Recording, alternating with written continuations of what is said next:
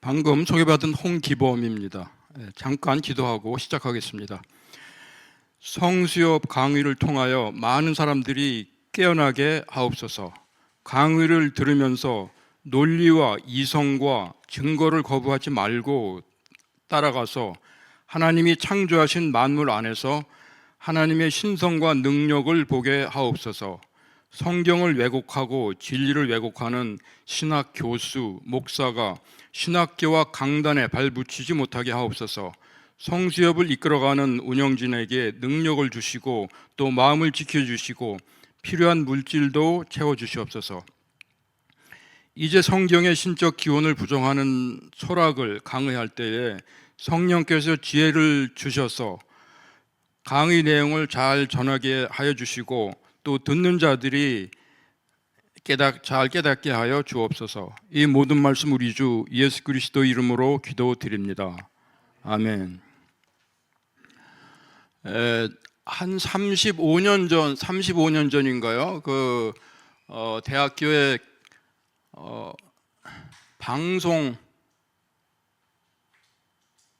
방송통신학과? 신문방송학과에 입학하는 이제 어떤 분이 이제 거의 첫 시간에 이제 교수님이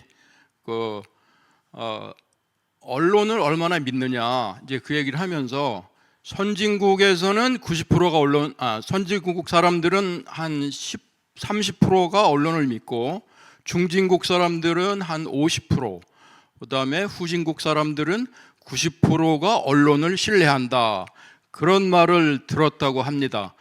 이 수치는 저한테 말을 전해준 분도 오래전 일이라 정확한 수치는 아니고요. 뭐 대충 그렇다는 얘기입니다. 그래서 언론이 공정하다. 그거는 소설 같은 이야기죠. 그리고 교과서에 있는 것이 다 옳은 것인가? 또 그렇지가 않습니다. 성경 연구 선교단체에 수련회에 참석했는데 제가 이제 얘기하다가 유신 진화론 이야기가 나왔습니다. 그래서 그분도 신학을 하셨던 분인데 신학 한 분인데 같이 얘기하면서 창조론이 옳으면은 왜 그게 교과서에 안 나오냐 그 얘기를 하는 겁니다. 그래서 교과서가 옳다고 하는 믿음은 잘못된 것입니다. 교과서 중에서도 맞는 것도 있지만 틀린 것도 많습니다. 세상의 영이 세상의 정치, 경제, 학문 분야를 다 지배하고 있기 때문에 교과서가 다 옳은 것이 아닙니다. 지난주에 제가 강의했던 것을 한번 요약해 보겠습니다. 과학의 세 기둥은 실험, 관찰, 수학이며 과학의 기능은 설명과 예측입니다. 설명 기능과 예측 기능이 부족하거나 없다면 과학이라 인정하기 어렵습니다. 창조 진화 논쟁의 본질은 역사 전쟁이며 종교 전쟁입니다. 소크라테스의 원칙을 따라서 탐구 활동을 하면 하나님께로 가는 길이 어렴풋이 보입니다. 성경을 연구하면 그 길이 더 확실하게 보입니다. 우리가 지난 80년간 누려온 자유민주주의와 종교의 자유는 수십만의 선조들의 핏값으로 얻은 것입니다. 프로테스탄트 신앙인들의 핏값으로 얻은 것입니다. 프로테스탄트 신앙이 무너지면 자유민주주의도 종교의 자유도 무너집니다. 자유민주주의 없는 종교의 자유가 있을 수 없고 종교의 자유 없는 자유민주주의도 있을 수 없습니다. 자유민주주의와 종교의 자유는 같이 갑니다. 그리스도인은 항상 모든 민족으로 제자를 삼고 가르쳐 지키게 해야 합니다. 이때 우리는 말로 그리고 행위로 복음의 진리를 선포하고 변증합니다. 선포하고 변증을 하는데 바른 지식, 충분한 지식이 필요합니다. 예수님이 이렇게 말씀하셨습니다. 너희가 성경에서 영생을 얻는 줄 생각하고 성경을 연구하거니와 이 성경이 곧 내게 대하여 증언하는 것이니라. 또 이어서 말씀하시기를 그러므로 너희는 가서 모든 민족을 제자로 삼아 아버지와 아들과 성령의 이름으로 세례를 베풀고 내가 너희에게 분부한 모든 것을 가르쳐 지키게 하라. 볼지어다 내가 세상 끝날까지 너희와 항상 함께 있으리라 하시니라. 성경은 사실의 기록인가? 예수님이 물 위를 걸어가셨는데 이거 여러분들 믿으십니까? 이거 믿는데 아무 문제가 없어요. 그 다음에 홍해가 갈라지고 여기를 이스라엘 민족이 건넜습니다. 이거 여러분들 믿으십니까? 이거 믿는데 아무 문제가 없습니다. 예수님이 나의 온 인류의 죄를 위해서 십자가에 피 흘리셔 죽으셨다. 이거 여러분들 믿으시죠? 그리스도께서 우리를 위하여 저주를 받은 바 되사 율법의 저주에서 우리를 속량하셨으니 기록된 바 나무에 달린 자마다 저주 아래 있는 자라 하였음이라. 오병이여, 이것도 믿으시죠? 이 믿는데 아무 문제가 없습니다. 그렇게 어렵지가 않아요. 그런데 그 어렵게 생각하는 신학자 목사들이 많은 것 같아요. 토끼도 새김질은 하되 굽이 갈라지지 아니하였으므로 너희에게 부정하고, 요거 믿으십니까? 요거는 사실이냐 사실이 아니냐 문제입니다. 이건 믿음의 문제가 아닙니다. 믿음이 아무리 좋아도 이거 이상한데 이게 토끼가 되새김질을 하다니 이게 무슨 얘기야. 그런데 여기 버나드 그리지 맥이라는 사람이 이게 관찰을 했습니다. 관찰을 해봤더니 정말 새김질을 합니다. 이게 이제 AI에서 뽑은 건데요. 두 가지 똥을 넣습니다. 하나는 이제 버리는 진짜 똥이고 하나는 되새김질을 하는 겁니다. 그래서 되새김질하는 똥은 다시 먹어야 돼요. 그래서 다시 새김질을 합니다. 이것이 그 전에 그 토끼해에 KBS에서 방송도 했어요. 이것은 욥기에 나오는 얘기인데 바다의 샘 이야기가 나옵니다. 바다에 샘이 있습니까? 여기 이제 그 Black Smokers over Factories of the Deep, 여기 그 유튜브에서 검색하면 볼 수 있는데요. 검은 연기 같은 게 올라오고 있죠. 이게 바다의 바닥에서 샘에서 올라오는 겁니다. 이것은 뭐 중금속 같은 것이 이제 올라오는 것인데 이게 바다 밑으로 가면 굉장히 온도가 낮죠.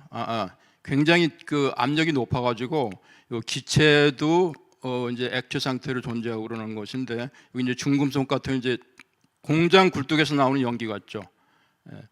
이제 바다샘이 언제 발견했는가 하면 1973년, 1977년.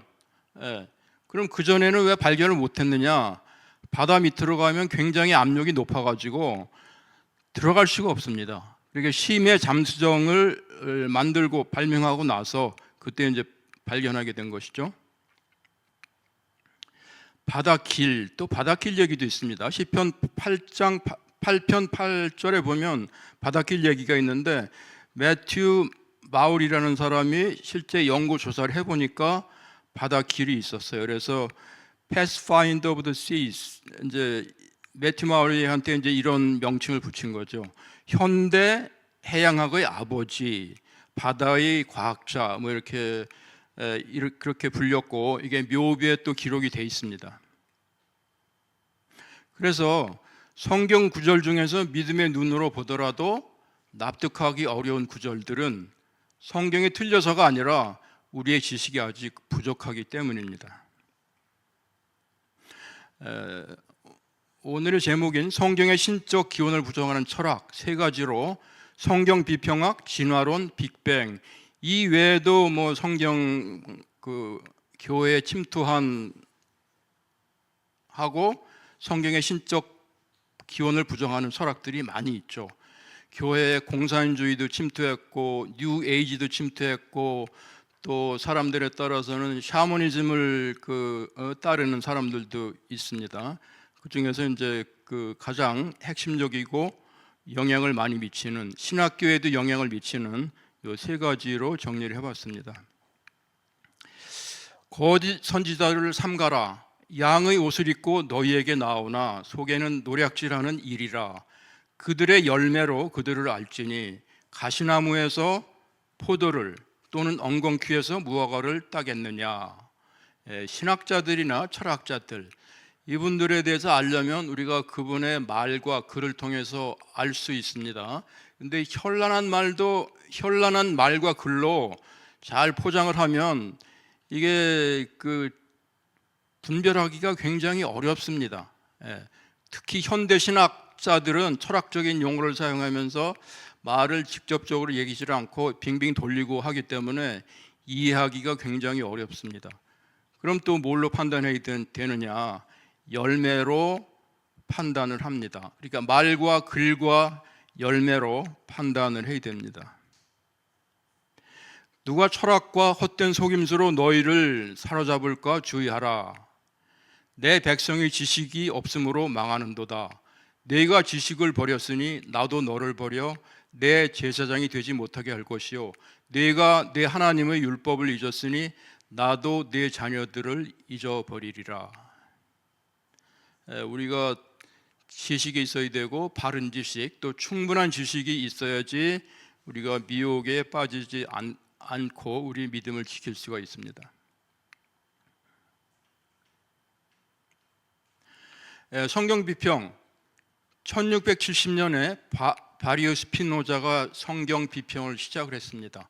이분이 이제 신학 정치론이라는 책을 발간을 해가지고 모세오경은 모세가 저자가 아니다, 성경은 인간의 문학 작품이다, 이런 주장을 했습니다.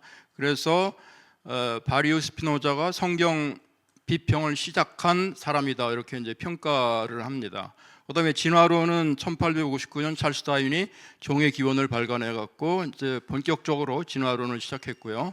그다음에 빅뱅은 1900년대인데 빅뱅 경우에는 어떤 한 사람을 특정할 수가 없어요. 여러 사람들이 이제 시작을 한 거죠.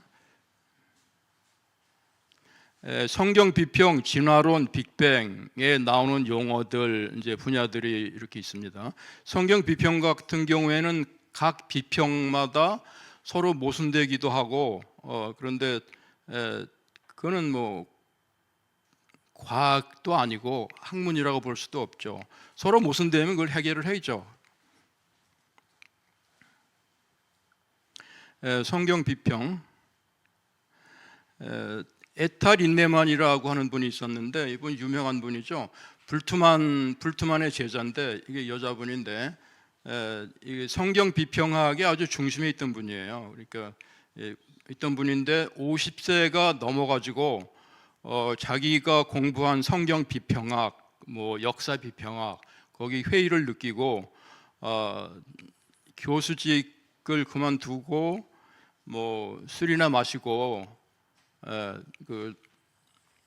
그런 가운데 있다가 신실한 그리스도인을 만나가지고 예수님을 영접하고 진정한 그때 진실한 그리스도인이 됐습니다. 그 후에 교수직을 버리고 인도네시아 가서 선교사로 일생을 마쳤는데, 그분이 쓴 책 중에 이제 2권이 한국말로 번역되어 있습니다.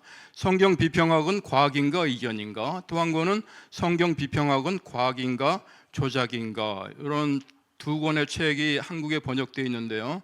이게 독일어 원어를 보면 그 위에 이제 독일어 원어가 써 있는데, 그 왼쪽 것은 학문인가 의견인가가 이제 원어의 제목이고요. 그다음에 오른쪽은 성경 비평, 어느 것이 믿을 만한가, 제목은 그렇습니다. 그러니까 여기 과학이라고 독일어로 비센샤프트가 이제 과학이라고 번역했는데, 이것은 과학보다는 학문이라고 번역하는 것이 더 적절한 그 번역입니다.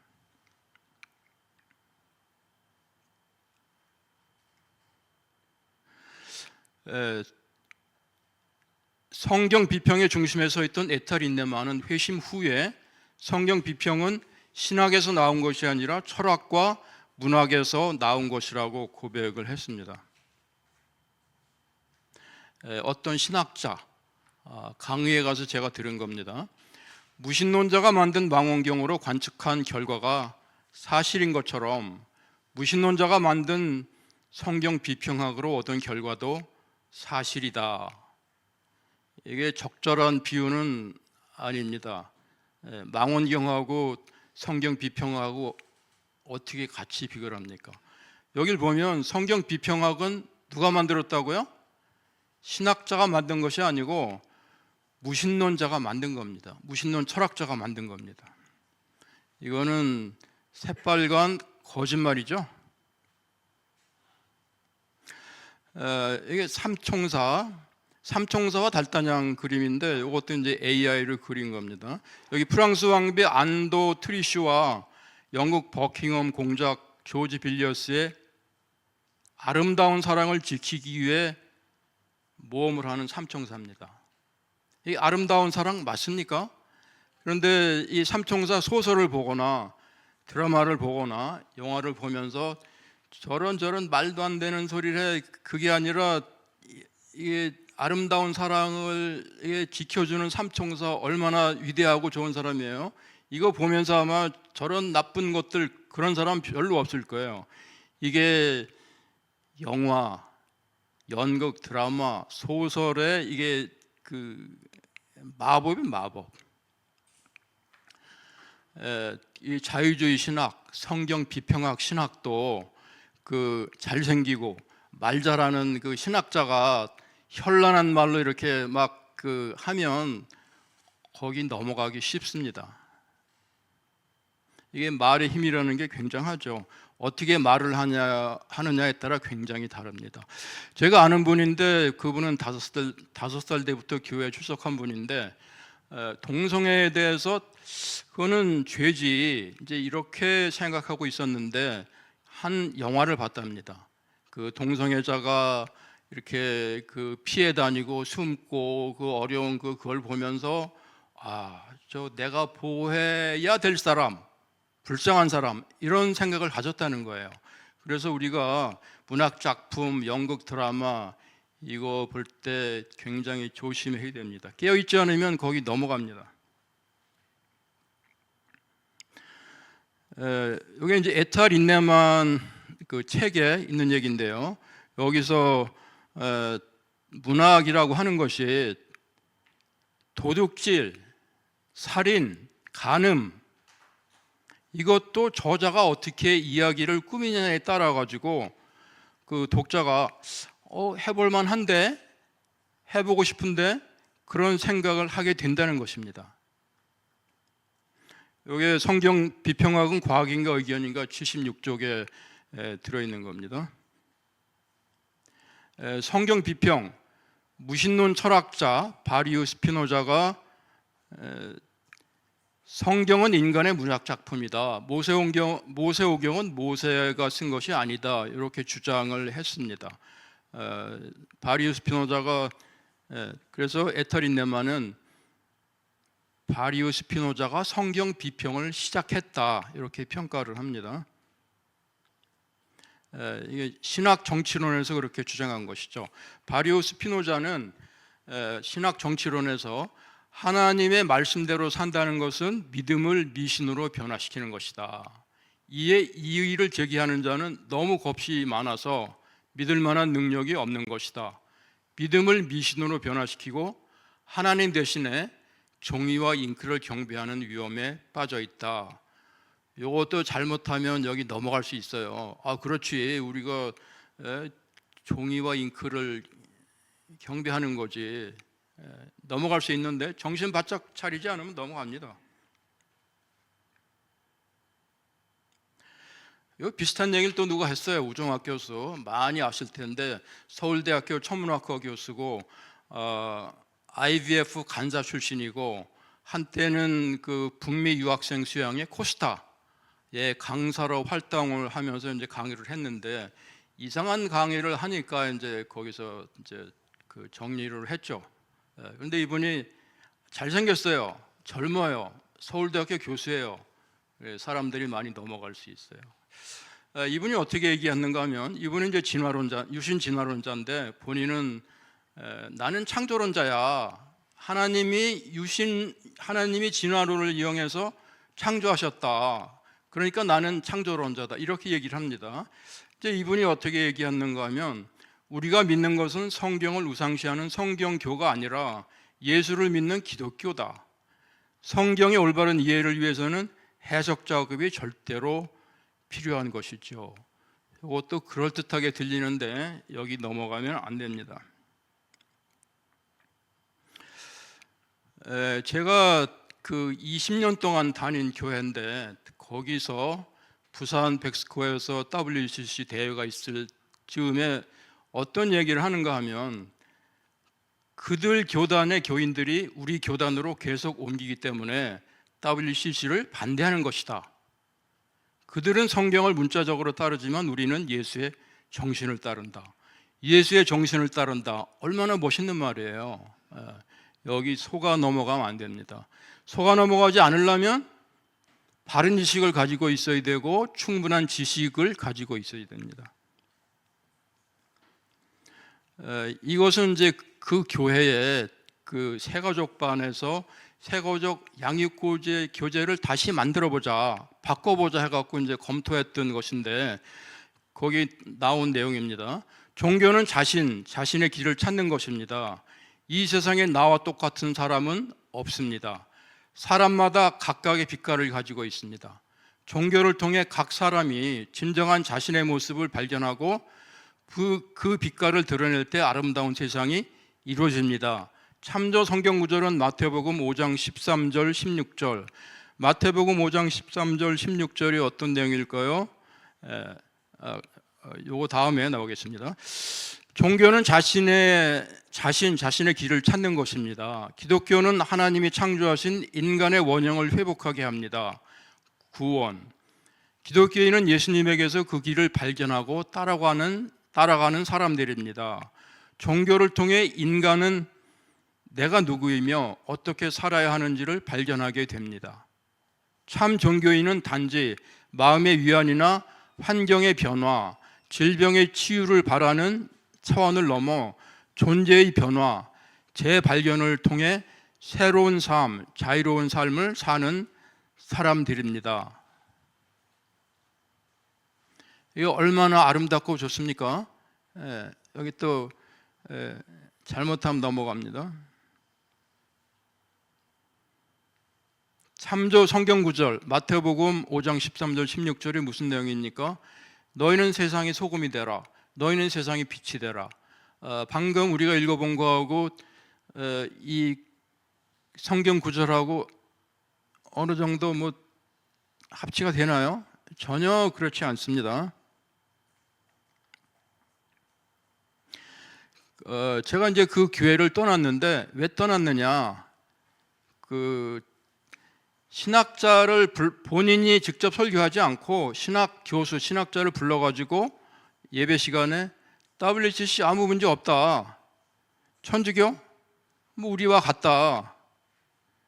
그래서 이제 떠났습니다. 제가 떠난 후에 또 신학 교수를 불러가지고 진화론이 맞다. 교회 청년들한테 진화론을 제대로 가르쳐 놔야지 그 청년들이 교회를 떠나지 않는다. 이렇게 얘기했습니다. 그리고 그 후에 이제 달마야 놀자를 보여주고서 여기서 하나님의 뜻을 찾아봅시다. 달마야 놀자에 하나님의 뜻이 있나요? 네.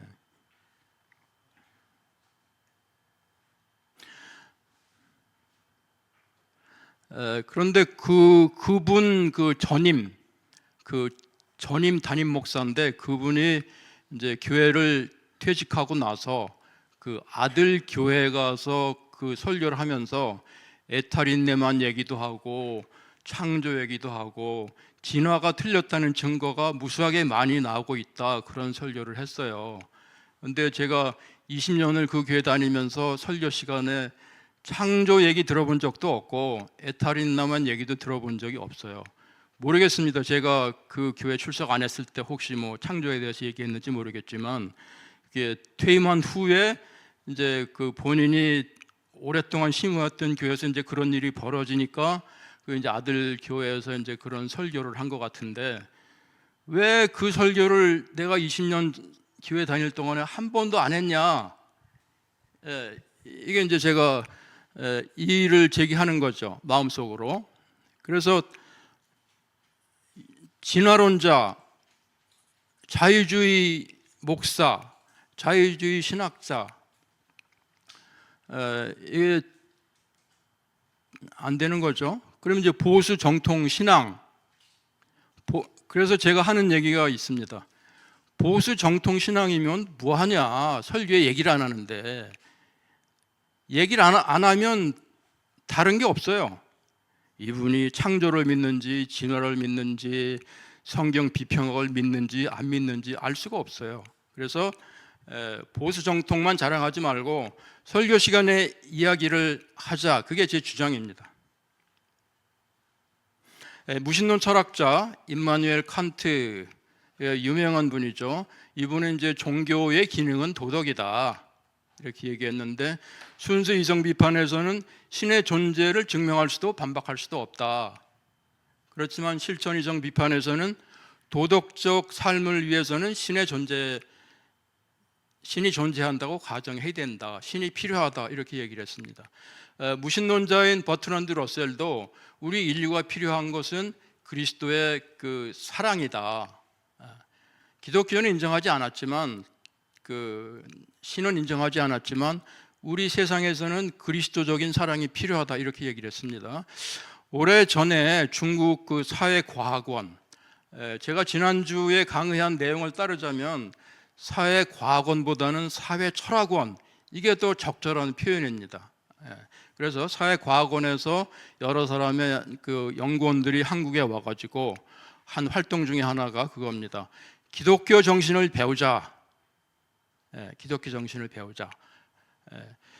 중국의 경제 발전 모델이 박정희 모델인데, 한국에서 그 경제 발전을 하면서 왜 사회 분란, 혼란이 없이 잘 넘어갔느냐? 그거 기독교 정신이다. 그래서 이제 한국에 가서 기독교 정신을 배워보자. 그렇게 왔습니다. 근데 중국은 뭐 다 아시다시피 기독교를 뭐 이렇게 아주 전폭적으로 받아들이고 뭐 그런 나라는 아니죠. 그래서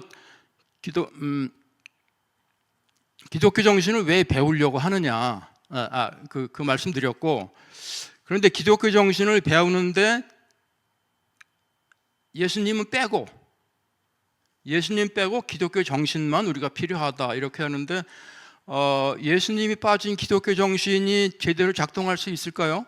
근데 그분들은 아마 그럴 거라고 생각하는 모양이에요. 그다음에 이제 자유주의 신학자 프리드리 슐라이어 마허, 이제 이분 아주 유명한 분이죠. 신앙은 절대자에 대한 절대 의동 감정이다. 이제 이분은 이제 자유주의 신학의 아버지다 이렇게 이제 칭함을 받는 분인데, 여기 아돌프 폰 하르나크, 비렐름 헤르만, 요 두 분도 이제 자유주의 신학자죠. 아돌프 폰 하르나크하고 비렐름 헤르만은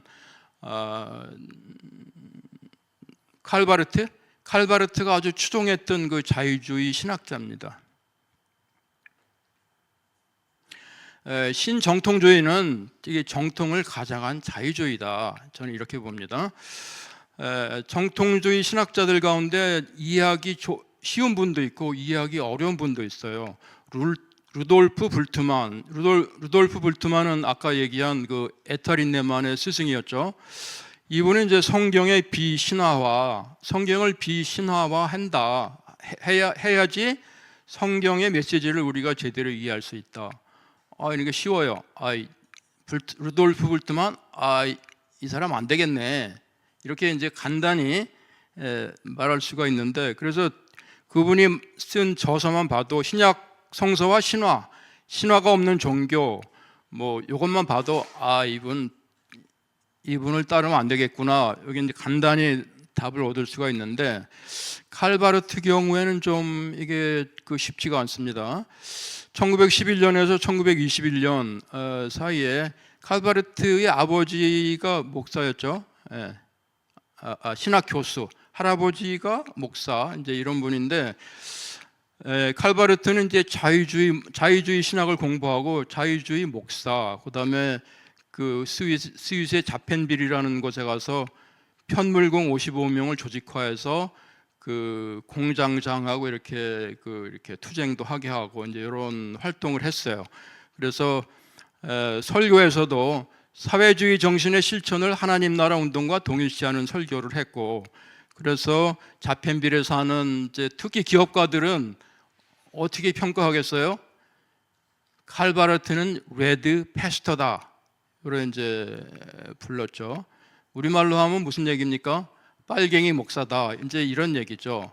현재하고 그 당시는 이제 공산주의에 대한, 오늘날에는 이제 그 소련이 멸망해서 공산주의가 이게 실제로 실험을 해보니까 안 되는구나, 이런 생각이 있지만 1910년, 20년대는 뭐 그 아직 실험하기 전이죠. 그래서 그 당시에 레드 패스터하고 오늘날의 레드 패스터는 질적으로 다르게 평가할 수밖에 없습니다. 그 다음에 이제 그 칼바르트가 그 자기가 존경하던 스승인 빌헬름 헤르만, 아돌프 하르낙, 그분들이 세계 1차 대전 당시에 그때 황제가 전쟁 일으키는 것을 찬성했던 것에 이제 그 분노해가지고 자유주의를 떠났습니다. 자유주의가 문제가 있구나, 이제 떠났죠. 그래서 자유주의를 신학을 포기하고 신정통주의 신학을 이제 정립하게 되는데, 여기서 보면은 그 93인 성명서에 아돌프 하르낙 이런 분들의 이제 사인을 한 거죠. 그다음에 1919년에 여기 독일어로 돼 있는데 우리말로는 로마서 또는 로마서 강해로 돼 있어요. 그래서 어떤 출판사에서 누가 번역했냐에 따라서 로마서 또는 로마서 강해로 이제 번역 제목을 붙였습니다. 그리고 이제 1919년에 초판이 나왔고 1922년에 개정판이 나왔는데, 여기 개정판 이제 출판을 했더니 그 카톨릭 신학자인 그 아담이라는 사람이 이게 신학자들 놀이터 위에 떨어진 폭탄이다, 엄청난 이제 충격을 준 거죠. 그 당시에 신학자들이라고 하면 거의 뭐 자유주의 신학자들이죠. 엄청난 이제 폭탄이라고 할 정도로 굉장히 충격적인 것이었는데요. 제가 보면 이제 자유주의는 이제 쉽게 얘기하면 사람 중심이고 신정통주의는 이제 신중심 이렇게 얘기를 하는데, 저는 이제 이렇게 봅니다. 몸은 정통으로 갔는데 마음은 여전히 자유주의에 있어요. 그래서 사람들이 보면 칼바르트 정통 신앙이지, 이제 이렇게 볼 수 있는 게 몸이 그쪽으로 갔기 때문에. 근데 마음은 안 보이잖아요. 그래서 이제 사람들하고 신학 공부한 사람들하고 얘기할 때 바르트가 이런 문제가 있다 얘기하면은 그 받아들이지 않습니다. 이런 발언을 했다 그러면 너 공부할 때 그런 거 들은 적 없는데, 들을 수가 없죠.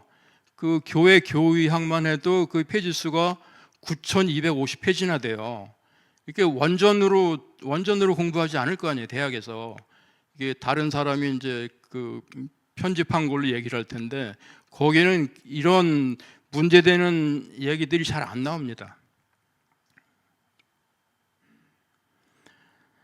1960년에는 크리스찬 센츄리라는 그 잡지에 칼바르트가 원칙적으로 나는 반공주의를 공산주의 자체보다 더 큰 악으로 간주한다. 칼바르트는 공산주의 문제가 있다 이렇게 하면서, 그렇지만 그 공산주의를 반대하는 반공주의는 더 나쁘다, 이제 이렇게 한 사람이에요.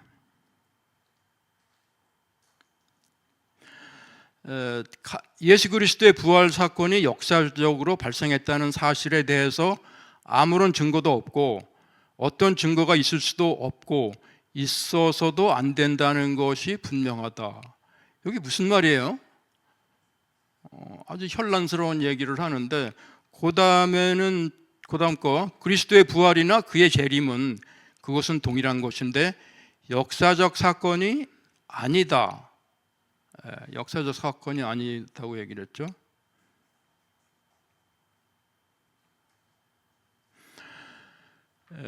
부활은 역사 안에서 일어난 한 사건이다. 그러나 부활은 도무지 역사상의 사건이 아니다.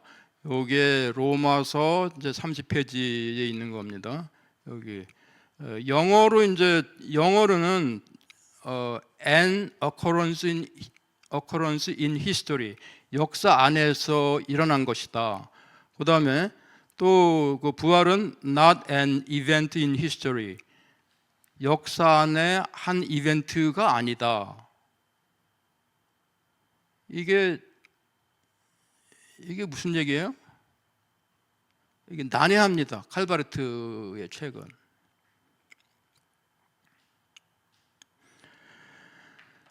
여기 그 독일어가 있는데요. 그 노란색으로 된 부분에 보면 그 우리말에서는 이제 다 역사로 번역이 되어 있는데 동일어는 앞에 있는 역사는 게시히테,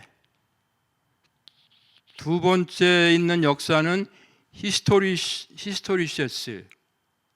이건 역사의라는 이제 그 형용사죠. 그래서 이게 다른 우리말로는 똑같은 역사로 번역하지만 독일어는 달라요. 영어로 히스토리라고 똑같이 번역하지만 독일어는 다릅니다. 그래서 여기 게시히테는 진짜로 일어난 사건이다. 그런데 히스토리는 아니다. 히스토리는 인간이 연구하고 이렇게 그 인식할 수 있는 그런 거지, 게시히테에서 일어난 사건은 우리가 연구해서 알 수가 없다. 이런 겁니다. 1962년에 칼바르트가 프린스턴 신학대학에 가서 강연을 했는데 학생 하나가 손을 들고 물어봤습니다. 박사님, 예수님의 부활이 그 뉴욕타임스 신문 기자가 취재할 수 있는 그런 종류의 사건인가요? 이제 이 학생은 칼바르트의 사상을 알았기 때문에 이런 식으로 구체적으로 물어봤겠죠. 그렇게 질문했더니 그거는 그렇지 않다. 아니다. 그렇게 아주 얘기했다고 합니다. 그래서 부활은 초역사적인 사건이다. 여기서 초역사적인 사건이라고 하는 건 초역사가 여기서 독일어의 괴시테, 그러니까 다른 용어를 써가지고 이렇게 혼란스럽게 합니다. 그래서 여기 괴시테하고 히스토리, 괴시테는 하나님의 구속사적 사건이다, 초역사다. 히스토리는 인간의 역사, 또 취재 가능하다. 괴시테는 취재가 가능하지 않죠. 그리스 철학에서 플라톤이 예지계와 현상계, 예지계는 뭐 이데아의 세계 그렇게 얘기를 하죠. 영어로는 intelligible world, sensible world. 이게 예지계는 뭐 초월적 영역이고 현상계는 물질적 영역이다.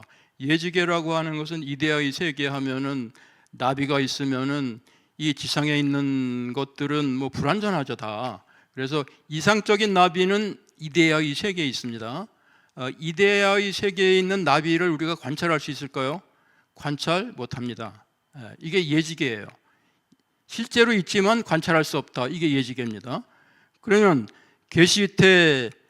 괴시히테에서 일어난 사건, 이건 분명한 사실이고 분명히 있었던 것인데 인간의 역사, 히스토리에서는 알 수가 없다.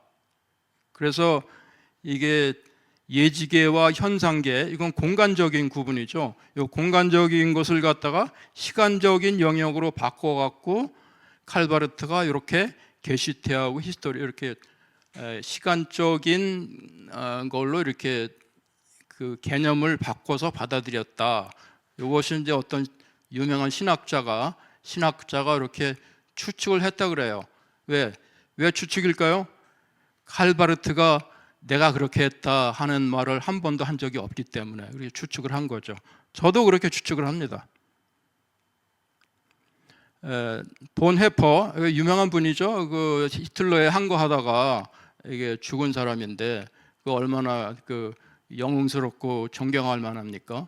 그렇지만 이 세상에서 존경스럽고 영웅적인 행동을 했다 그래서 그분을 따를 수 있는 것은 아니죠. 그래서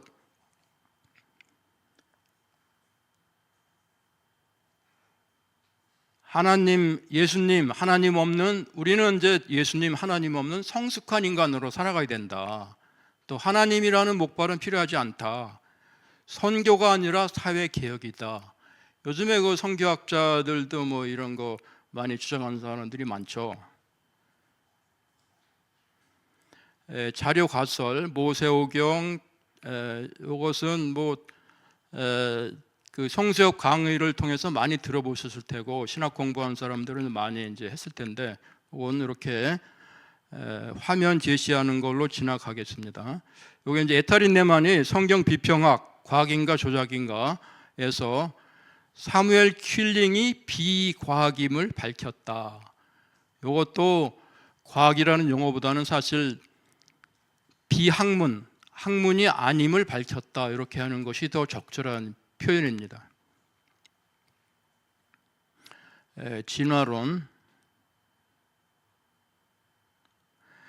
진화론의 역사를 보면 그리스 철학자 아낙시만드로스는 물고기 중에 어떤 그 물고기가 육지로 올라가고 뭐 해서 사람이 됐다. 물고기에서 기원해서 사람이 됐다. 이렇게 주장했고요. 엠페도클레스는 4대 원소 흙, 물, 공기, 불 이걸 적절히 조합을 해갖고 여러 가지 물질이 만들어지고 이제 그런 거 주장한 사람인데 날개만 만들어져 갖고 막 돌아다니고 뭐 다리만 만들어져 갖고 돌아다니고 머리만 만들어져 갖고 그런 기관들이 몸 기관들이 돌아다니다가 서로 결합해서 이제 어떤 그 동물이 되고 그다음에 이제 자연 선택과 적자 생존을 통하고 또 안정적인 번식 체계가 완성된 것이다. 이렇게 이제 주장을 했습니다. 오늘날 보면 이제 말도 안 되는 소리죠. 이제 이렇게 진화론적인 생각을 하는 그 학자들이 있었는데 또 에피쿠로스도 이제 진화론적인 주장을 했고요. 여기 이제 무작위적인 변이와 이제 그 적절치 않은 것들은 다 이제 소멸하고 적응한 것들만 이제 남아가지고 이 세상이 됐다는 얘기죠. 근데 이 진화론적인 생각이 그 플라톤 아리스토텔레스에 의해서 이게 그 좀 막혔어요. 플라톤은 이데아론 또 종의 불변 이걸 주장했습니다. 아까 얘기한 것처럼 플라톤은 예지계와 현상계 이렇게 구분해서 얘기를 했고 그다음에 아리스토텔레스 뭐 목적론과 자연의 계단이라는 것이 뭔가 하면 여기 아리스토텔레스의 자연의 계단 여기 이제 계단이 쭉 있는데 맨 아래 계단에서부터 보면 무생물, 뭐 광물 그런 게 있고 그다음에 식물, 그다음에 이제 동물의 계단이 있는데요. 동물의 계단을 보면 하등 동물로부터 고등 동물까지 이렇게 쭉 그 계단을 이루고 있고 맨 위에 사람이 있죠. 그래서 식물은 성장과 영양을 섭취해서 성장과 번식을 하고 동물은 여기 성장 번식에다가 더해서 감각. 그 다음에 인간은 성장, 번식, 감각에 더해서 이성. 점점 이제 고등 단계로 높아지는 거죠. 이게 이제 아리스토텔레스의 자연의 계단입니다. 그러다가 이것이 점점 발전해가지고 서양에서 존재의 대사슬이라는 이제 개념이 발생하는데요. 이게 이제 존재의 대사슬은 맨 아래가 지옥, 그다음에 광물, 그 위에 단계가 식물, 그 위에가 동물, 그다음에 인간, 그다음에 천사, 그다음에 신. 이렇게 구조 계급으로 돼 있다는 겁니다. 사실처럼. 그래서 이것은 존재의 대사슬 개념은 어떤 기능을 했느냐, 이게 신분제와 계급이죠. 그래서 자신의 신분이나 계급에서 벗어나려는 시도는 우주의 사슬을 끊으려는 위험한 반역이다. 그 다음에 낙관주의와 최선설, 여기 존재가 겪는 결핍이나 고통은 우주 전체의 완벽한 조화를 위해 어쩔 수 없이 존재해야만 하는 필연적인 부분이다. 이게 신으로부터 시작해서 점점 아래로 내려올수록 점점 불완전해지죠. 불완전도가 점점 심해지죠. 그래서 여기에 악도 존재하고 고통도 존재하게 되는데 이것이 필연적이다. 이게 낙관주의, 또 최선설 이렇게 얘기하는데요. 그다음에 이제 자연의 영속성과 종의 불변. 종은 이 존재의 대사슬 개념에 의하면 종은 변하지 않습니다. 100년이 지나건 200년이 지나건 고정불변입니다. 그다음에 이제 인간의 이중성과 소우주 사상, 인간 내부에도 이렇게 그 물질로부터 하나님까지 이렇게 모든 그 소우주가 다 들어있다는 이제 사상입니다. 이제 이걸 다시 그려봤어요. 이제 그 왼쪽에 그 사슬이 있죠, 사슬. 사슬 하나 빼면 어떻게 될까요? 망가져 버려요. 사슬 하나. 그리고 사슬과 사슬 사이에는 겹치는 부분이 있어요. 그래서 여기 광물, 식물, 동물, 인간, 천사, 신 위로 쭉 올라가면서 광물하고 식물 사이에 이제 연속적으로 이렇게 배치되어 있지만 여기 그 같은 점이 있어요. 연속성. 광물하고 식물의 같은 점, 그다음에 식물하고 동물과 같은 점, 동물하고 인간의 같은 점, 인간하고 천사의 같은 점, 이렇게 같은 점들이 있습니다. 그러면 이제 인간은 또 거기서도 또 이제 이렇게 갈라집니다. 사슬이 왕, 귀족, 평민, 노예 이렇게 층이 갈라져요. 그리고 남자, 여자도 남자가 여자보다 위 이제 이렇게 하는데 여기 존재의 대사슬의 그 철학이 충만성, 연속성, 선형 계층성, 이 계층에 이제 위계 질서가 있다는 것이죠. 신의 충만함으로부터 시작해갖고 그 밑에 천사, 인간 이렇게 다 만들어졌다는 겁니다. 영속적, 이건 뭐 그 계속 영속적인 겁니다.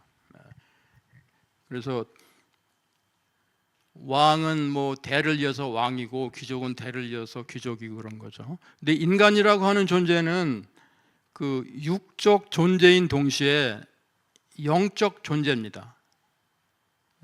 영적 존재는 영원 불변이고 육적 존재는 항상 이제 변화하는데 인간의 영과 육의 갈등이 도덕적 갈등이다 이렇게 해석하는 것이고 영의 길은 신에게 가까이 가는 것이고 육의 욕망은 끌어내린다. 신에게 가까이 가면 이제 점점 더 이제 성화가 되는 걸 얘기하겠고 육의 욕망으로 끌어내리는 것은 이제 타락이죠, 타락. 그래서 신의 영역을 범하는 것, 자신이 신이 되겠다, 그건 이제 오만한 것이고 짐승의 상태로 떨어지는 것은 이제 타락을 얘기합니다. 진화론의 역사, 진화론이 어떻게 시작됐냐? 이제 고대 그리스에서 진화론이 맥이 끊기고 이제 그럼 진화론이 어떻게 시작됐냐? 1620년 프란시스 베이컨이 신기관이라는 책을 발간해가지고 이렇게 주장했습니다. 그런데 오늘날에도 이런 헛된 숭배에 빠져들어 창세기나 욥기와 같은 성경 구절에 기대어 자연 철학을 세우려고 애쓰고 있는 자들이 있으니, 그 다음에 성서는 하나님의 의지를 나타내는 것이요 자연 철학은 하나님의 능력을 나타내는 것이기 때문이다. 그러므로 예수가 너희가 성서도 하나님의 능력도 알지 못하는 거로 오해하였도다 하고 질책하면서 하나님의 의지와 능력을 함께 보라고 한 것이다. 그게 이제 신기관 책에 수록되어 있는 것인데 그 용어는 그 책에 있는 그대로 성서, 하느님 그대로 제가 인용을 했습니다. 프란시스 베이컨이 이렇게 얘기한 것은 결국 뭔가 하면 창조, 홍수, 또 원 역사라고 하는 그것들을 학문 영역에서 배제해야 된다, 이런 주장입니다. 그 다음에 바리우 스피노자 1670년에 신학 정치론이라는 책을 발간했는데 그 책에 이제 이렇게 말합니다. 철학의 목적은 진리와 인식이며 종교의 목적은 경건한 행위 또는 순종이다. 그 다음에 사고의 표현의 자유를 위한 수단으로 철학과 종교의 분리를 주장했습니다. 철학은 이제 학문을 얘기하는 것이고 종교는 이제 서양에서 종교라고 하면 기독교니까 기독교를 얘기하는 것이죠. 그래서 이것도 학문 영역에서 성경을 배제해야 된다, 이겁니다.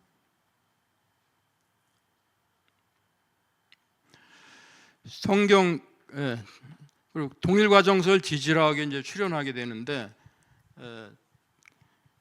그리고 그 존재의 대사슬 개념이 영구불변한 이게 대사슬 개념이 언제부터 변하기 시작하는가 하면 18세기 중반 무렵부터 이게 변합니다. 이거는 존재의 대사슬은 영구불변한 것이 아니고 시간에 따라서 변한다. 아래에서 위로. 이제 그 당시에 과학의 발전 또 산업혁명 여러 가지가 일어나면서 이건 영구불변이 아니고 변하는 거다. 시간에 따라 변하는 것이다. 이제 이런 개념이 들어오면서 이게 무너지기 시작을 합니다. 그래서 이제 동일 과정성을 지질학, 니콜라스 스테노가 1699년에 지층 누중의 법칙을 이제 발표를 했는데, 지난 시간에 말씀드린 것처럼 지층 누중의 법칙은 그 관찰, 지층이 만들어지는 것을 관찰해야 되는데 지층이 이미 만들어진 다음에 구경을 하고 이게 법칙을 만들었어요. 그러니까 이게 과학적인 방법은 아니죠. 그다음에 이제 이게 어렵기 때문에 윌리엄 스미스가 그 쉽게 풀이해서 이제 그 법칙의 대중화를 이끌었고, 또 이제 제임스 허튼이라는 사람은 이제 동일 과정설 지질학 이제 이런 거를 만들었는데, 동일 과정설 지질학은 100년 전이나 200년 전이나 1000년 전이나 똑같이 눈 오고 비 오고 홍수 나고 이제 그런 과정이 되풀이된다는 것입니다. 이것은 뭔가 하면 노아 홍수와 같은 그 격변적인 사건을 부정하는 겁니다. 그다음에 이제 그 제임스 허튼이 쓴 책도 또 어려웠어요. 그래서 동일 과정설 지질학을 그 존 플레이페어가 좀 그 쉽게 풀이해서 이제 대중화하는 데 성공했고, 그다음에 찰스 라이엘이라는 사람이 1830년부터 33년까지 지질학 원리 3권을 써가지고 이게 동일 과정설 지질학을 완성을 한 사람이죠. 그래서 지질학이 격번설 지질학에서 동일 과정설 지질학으로 변했습니다. 이 동일 과정설 지질학이 만들어지기 전에는 노아 홍수 이제 그 중심으로 해서 격변설 지질학을 지배하고 있었는데, 이게 이제 동일 과정설 지질학으로 바뀐 겁니다. 동일 과정설 지질학은 노아 홍수를 부정하는 지질학이죠. 진화론 문학, 에라스무스 다윈은 찰스 다윈의 할아버지고 의사인데, 이분이 The Temple of Nature, 자연의 신전이라는 책에서 이게 시를 많이 썼어요. 의학적인 내용, 생명에 대한 내용, 동식물에 대한 내용, 그런 시를 많이 썼는데, 이것을 이제 번역해 보면 여기 노란 글씨로 된 부분만 보겠습니다. 원시 동굴 속에서 따스한 햇살의 양분을 받으며 저 유기 생명체가 바다 물결 아래에서 시작되었노라.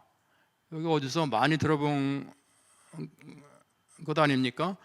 여기에 찰스 다윈이 1859년에 진화론을 발표하기 전에 쓰여진 시예요. 에라스무스 다윈만 이런 활동을 한 것은 아닙니다. 알프레드 테니슨, 로버트 브라우닝, 로버트 체임버스, 이 사람들도 다 진화론적인 시, 문학 작품을 썼어요.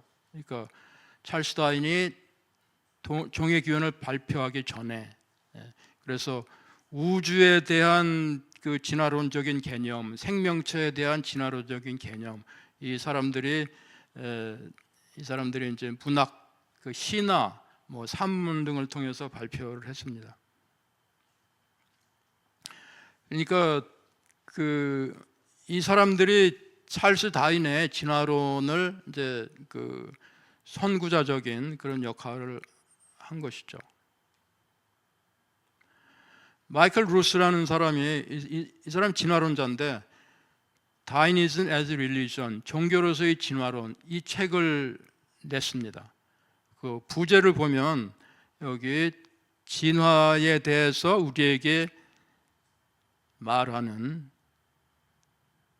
문학 작품들이 우리에게 말하는 것, 이렇게 이제 좀 제가 진화를 노래하는 문학 작품이다 이렇게 했습니다.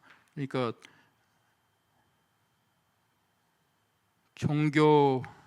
종교를 시작한 거죠. 찰스 다윈이 어떻게 진화론을 만들었느냐? 동일 과정설적 지질학, 여기 찰스 다윈이 만든 것이죠. 여기 28이라고 써 있는 것은 뭔가 하면 종의 기원 책에서, 종의 기원 책 6판에 찰스 라이엘이라는 이름을 인용한 것이 28번입니다. 그리고 인구론, 종의 기원에서 인구론에 대해서 두 번 인용했어요.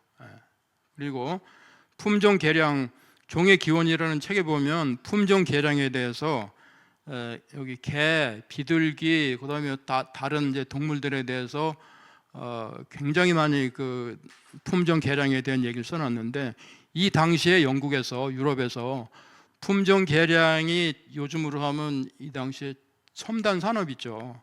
그래서 제가 그 종의 기원, 한국어로 번역된 것도 있습니다. 번역된 거 있는데 개, 비둘기 얘기가 얼마나 많이 나오는지 읽다가 다 읽질 못했어요. 이거 종의 기원 정말 처음부터 끝까지 다 읽을 수 있는 사람이 있으면 그 대단한 사람이죠. 언젠가는 한번 다 읽어봐야 되겠다는 생각이 있는데 너무 그 재미도 없고 힘들고 해가지고 다 읽어보지 못했습니다. 그래서 이 세 가지를 합쳐가지고 찰스 다윈은 이제 진화론을 주장하는 종의 기원을 썼습니다.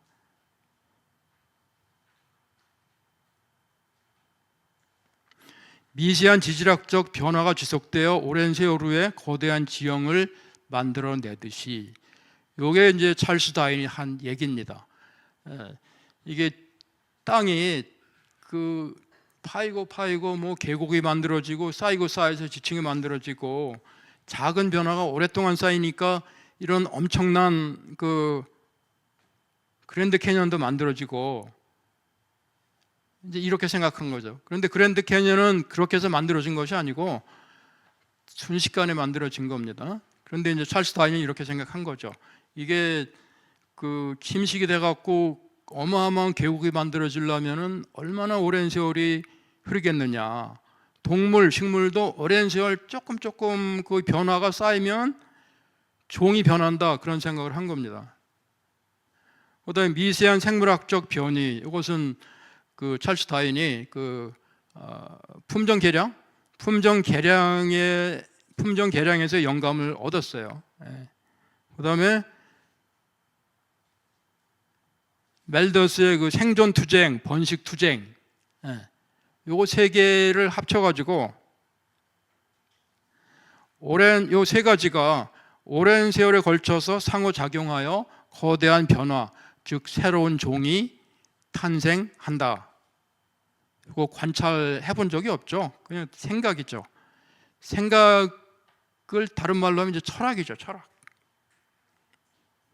찰스 다윈이 요 세 가지 개념을 합쳐가지고 진화론을 만들었습니다. 새빨간 거짓말이다. 이것은 그 웹사이트인데요. 다윈이즘, 진화론에 대한 그 과학적 과학적 반박 이런 사이트가 있습니다. 제가 생각하는 바에 의하면 이거는 진화론에 대한 학문적 반박이다. 이렇게 표현하는 것이 더 적절합니다. 하여튼 이제 여기 이제 가입을 하면 그 반대 글을 서명하고 반대 글을 올립니다. 반대 글을 올리는데 여기 반대 서명자의 자격이 뭔가 하면 생물학, 과학, 수학, 공학, 컴퓨터과학 그 외의 자연과학 분야에서 박사학위, 닥터 오브 필로소피, 그 다음에 의학 박사 학위를 가진 의대 교수, 의학 박사이면서 의대 교수인 사람이 여기 사인할 자격이 있고, 여기 MD, 메디컬 닥터라는 얘기죠.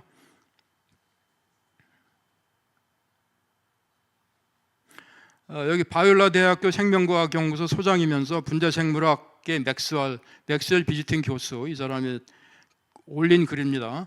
어떤 과학자도 다윈의 메커니즘이 어떻게 생명의 복잡성을 만들어낼 수 있는지 보여주지 못하기 때문에 모든 과학자는 회의적인 태도를 가져야 한다.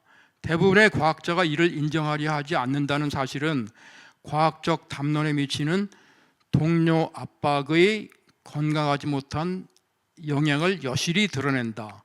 여기 이제 동료 압박은 peer pressure를 이제 번역한 거죠. 어제 현재 여기 서명한 사람이 1124명입니다. 여기 아주대학교 교수가 2사람 들어있고 고려대학교 교수 1사람이 들어있어요. 확인해 보면 거기 서명자 명단도 PDF 파일로 우리가 다운받을 수 있게 해놨어요. 여기 이제 현직만 사인할 수 있어요. 퇴직한 사람은 안 됩니다.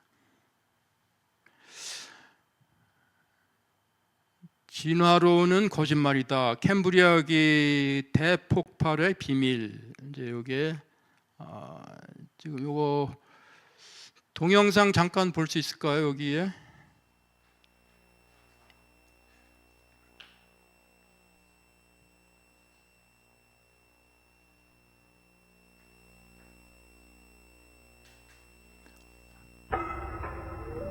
According to most biology textbooks, fossils show the gradual development of life from simple to complex over hundreds of millions of years. But a growing number of scientists say that this textbook story is incomplete and even misleading because it ignores an extraordinary event in the history of life known as the Cambrian explosion.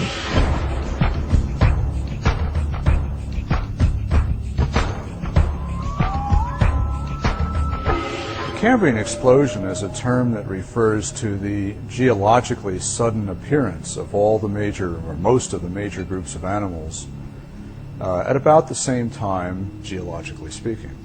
Most geologists date the Cambrian explosion at 530 to 520 million years ago. The Cambrian explosion is a name given to a geologic event, really, the appearance in the fossil record over a period of about 10 million years or slightly less of skeletonized fauna that includes many living phyla for the first time.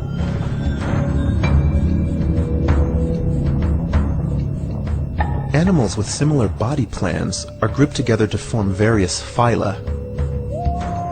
Indeed, if you look at the tree of life, you can infer that nearly or all living phyla had evolved by the end of the explosion period. The Cambrian explosion has been called life's Big Bang, or at least animals' Big Bang, because in the Cambrian explosion, most of the major forms of animals appear very suddenly in a geological sense.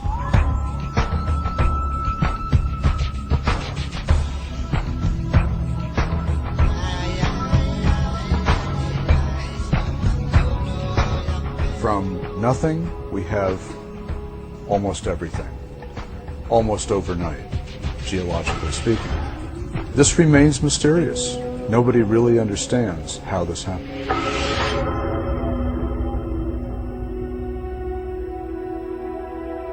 The explosion is real in the sense that the fossils are real. There they are. Explaining it, however, is controversial.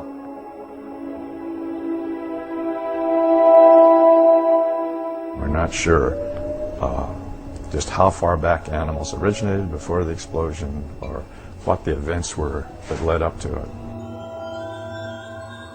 In Darwin's theory, if you think of the branching tree, Darwin's branching tree, the common ancestor down here and the different modern forms of animals up here, you would have one form to begin with, and then it would gradually diverge into slightly different forms and more different until you get the major differences that we see now.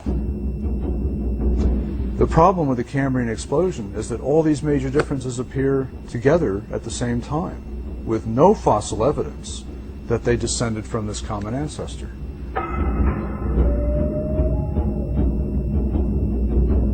You have a sudden emergence of new biological form and structure. And the suddenness of it defies the Darwinian mechanism's ability to produce new structure. Darwin believed that his mechanism must act slowly through small, gradual, incremental changes. And as a result, he expected to find many transitional intermediate forms from the very simplest organisms to the first animals. Darwin knew about the Cambrian fossil record, and he considered it a serious problem for his theory. He hoped that future fossil collecting would fill in the gaps somewhat and make the theory more plausible. But in fact, 150 years of continued fossil collecting have made the problem worse. Many more types of animals were involved than Darwin knew about. So it's actually more of an explosion now than Darwin thought it was. One of the world's leading researchers of the Cambrian explosion is J.Y. Chen, a paleontologist at the Nanjing Institute of Paleontology and Geology. Chen's discoveries in the fossil beds in Shenzhen, China, have rocked the scientific establishment.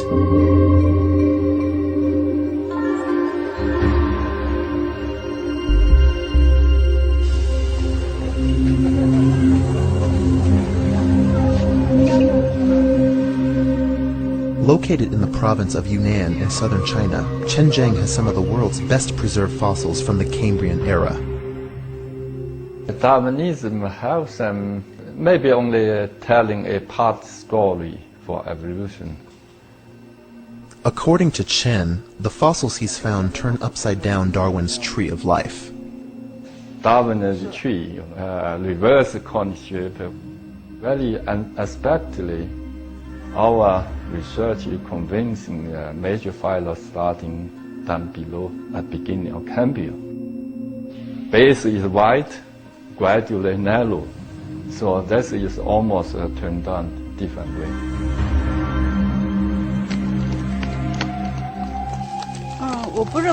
I do not believe that animals developed gradually from the bottom up. I think the animals suddenly appeared. Among the Qingjiang animals, we have found 136 different kinds of animals, and they represent diversity in the level of phyla and classes. So the sudden appearance makes them very special. One view that many paleontologists hold is that though the phyla appeared suddenly during the Cambrian explosion, there must have been a long period of evolutionary development before that event. Some people believe that it was a very rapid origin of these body plans. Other people believe that it was a long, gradual build-up to it, which I think is probably right. But there must have been a prehistory in which it started at the bottom and worked up to the phyla.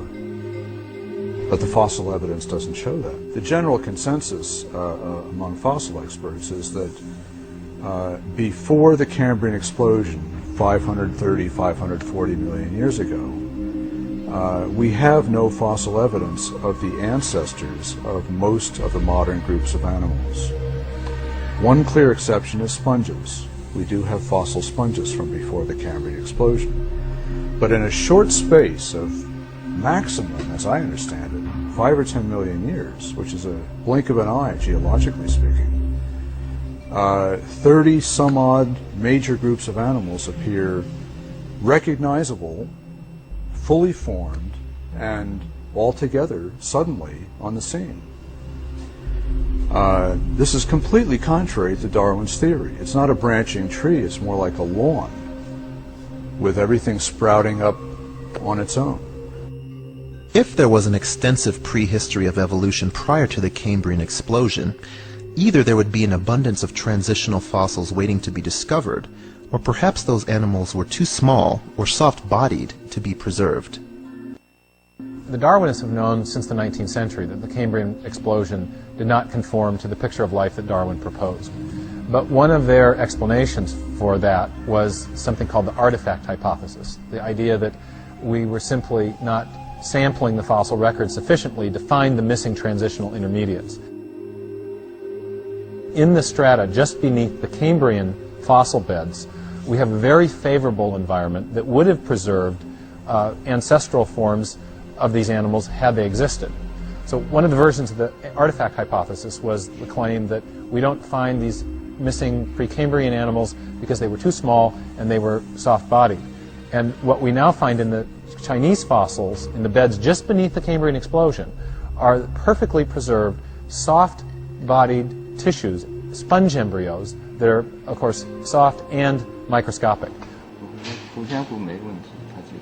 The new finds in the Chengjiang formations really completely put to rest the artifact hypothesis. If you can preserve an embryo, you can preserve an animal. And if those animals were there, then we should have found them. And they're not there.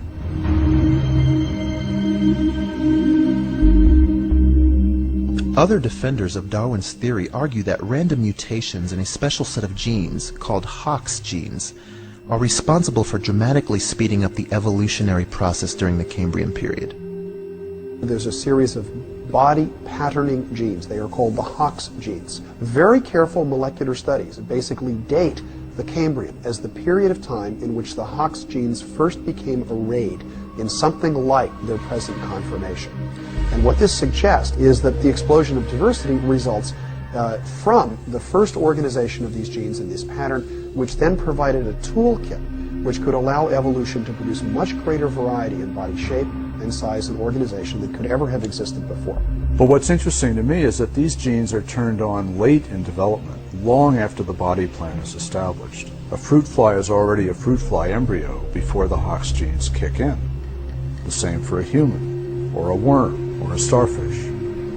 So there's no way the Hox genes can explain this rapid proliferation of body plans in the Cambrian explosion. In biology, anytime you want to build a new structure, you have to provide new information. At the very least, to produce a new organism, like a trilobite, for example, you need a whole bunch of new cell types. And then you need new proteins to service the unique cell types. And to build the proteins, you need genetic information in the form of DNA. And the big question that the Cambrian explosion poses is, where does all that new information come from? Where does the new information come from needed to build those proteins, to service those new cell types, to build these fundamentally new forms of animals?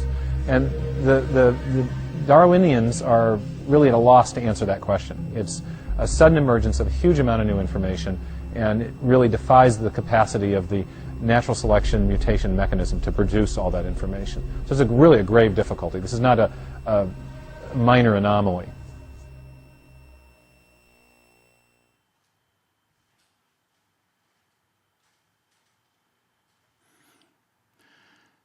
예, 여기 진화론은 거짓말이다. 캠브리아기 대폭발의 비밀.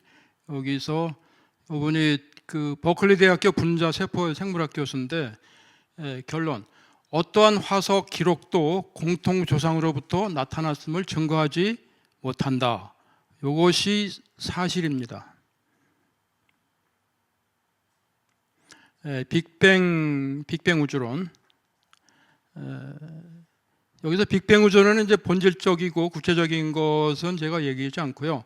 단편적인 사실 몇 가지만 보고 넘어가겠습니다. 빅뱅 우주론을 반대하는 과학자들의 공개서한 뉴 사이언티스트지에 실린 건데요. 여기 2024년 5월 22일부터 28일까지 서명을 한 겁니다.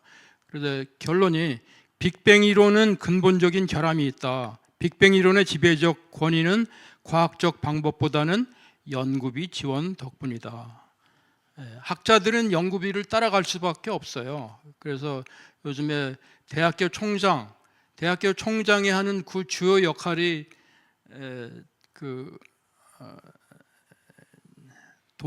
돈을 모으는 겁니다. 돈을 끌어오는 거.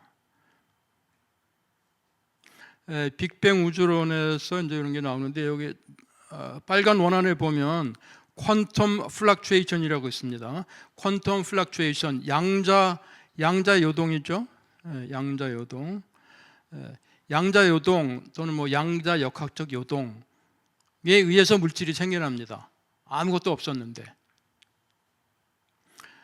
물리학자들은 이제 우리가 공간을 생각하면, 아무것도 없는 공간 생각하면 뭐 거기서 어떤 사건이 일어날 수가 없죠. 그런데 이제 물리학자들은 공간에서 어떤 그 사건이 일어날 수 있다, 물질이 생길 수 있다, 이렇게 얘기를 합니다.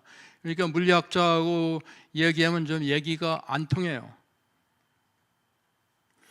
스티븐 호킹, 유명한 분이죠. 위대한 설계라는 책을 썼는데 이분이 이제 이런 얘기를 했어요. 위대한 설계에서 중력 법칙이 있으면 물질이 생긴다. 우주는 무에서 스스로를 창조할 수 있고 창조할 것이다. 이게 이제 보통 사람이 얘기했으면 이제 미친놈 소리 듣는데, 유명한 학자가 얘기하면 그렇게 얘기를 못합니다. 오, 그런가? 이제 그렇게 하죠. 이거 뭐 전혀 이건 과학이 아니죠. 실험할 수도 없고 증명할 수도 없는 겁니다. 그 다음에 이제 이분이 주장한 스티븐 호킹이 주장한 다중우주론. 다중우주론은 뭔가 하면 냄비에다 물을 끓이면 그 기포, 그 물방울이 많이 올라와서 많이 없어지고 오랫동안 남아있는 것도 있고, 그런데 이제 우주도 이렇다는 겁니다. 우주도 수많은 우주가 생겼다가 없어지는 것도 있지만 그 중에 남아가지고 이렇게 남는 것이 있는데, 우리가 사는 우주 중에 이제 그 수많은 우주 중에 하나인데 그게 이제 잘 남고 또 인간이 살아갈 수 있는 좋은 조건도 되고, 이게 굉장한 행운인 거죠. 이게 이제 다중우주론인데, 다중우주론은 고대 그리스 철학자인 데모크리토스도 주장을 했습니다.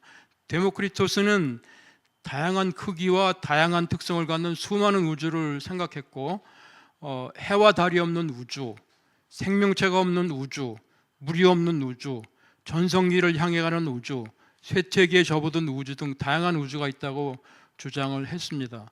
이것은 뭐 전혀 과학이 아니고 그냥 철학이죠. 생각으로 하는 얘기죠. 스티븐 호킹의 이제 위대한 설계에서 우리의 우주와 그곳의 법칙들은 우리를 지탱하기 위해서 맞춤형으로 설계된 것처럼 보인다. 우리가 존재하려면 그 설계를 변경할 여지는 거의 없을 듯하다. 이것은 쉽게 설명되지 않는 행운이다. 그러므로 자연스럽게 이런 질문이 제기된다. 왜 이런 행운이 존재하게 되었을까? 205쪽. 이게 이 사람들이 이제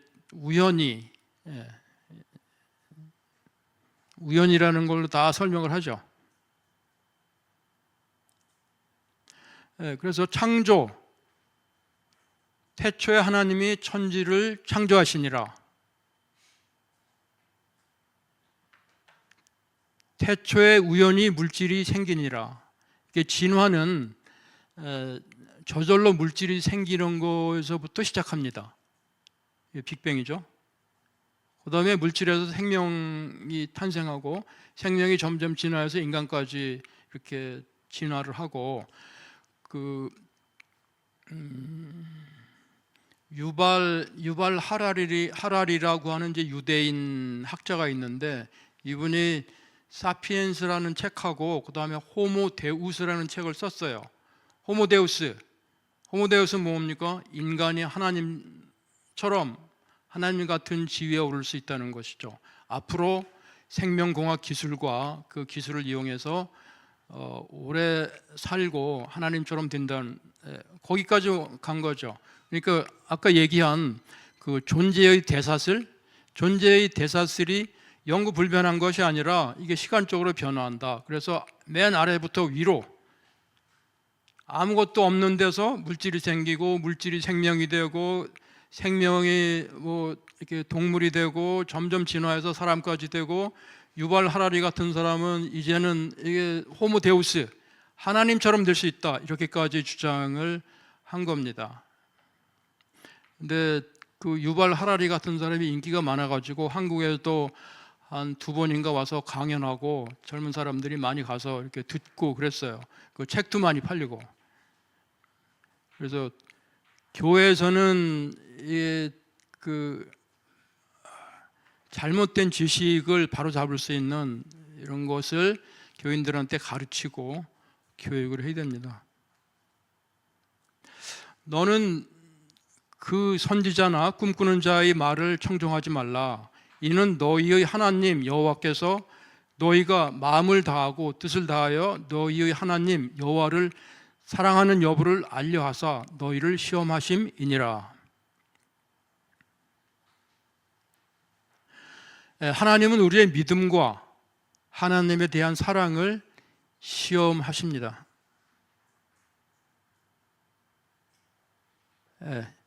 감사합니다. 여기서 강의를 마치겠습니다. 제가 기도하고 끝나겠습니다. 진화를 믿으면서도 자신을 창조론자라고 말하는 자칭 그리스도인 학자들이 많이 있습니다. 기독교 세계관 운동을 하는 사람들 가운데도 진화론자들이 있습니다. 성도들로 하여금 분별력을 갖게 하여 주시옵소서. 하나님이 진화를 이용하여 창조하셨음을 믿기 때문에 자신을 창조론자라고 말하는 말장난을 그치게 하옵소서. 기독교 성결교에서 유신 진화를 이단으로 규정하였습니다. 다른 교단들도 따르게 하여 주시고 성경의 신적 교훈을 부정하는 철학 사상과 인본주의 사상을 신학교로부터 추방하여 주시옵소서. 이 모든 말씀 우리 주 예수 그리스도 이름으로 기도드립니다. 아멘.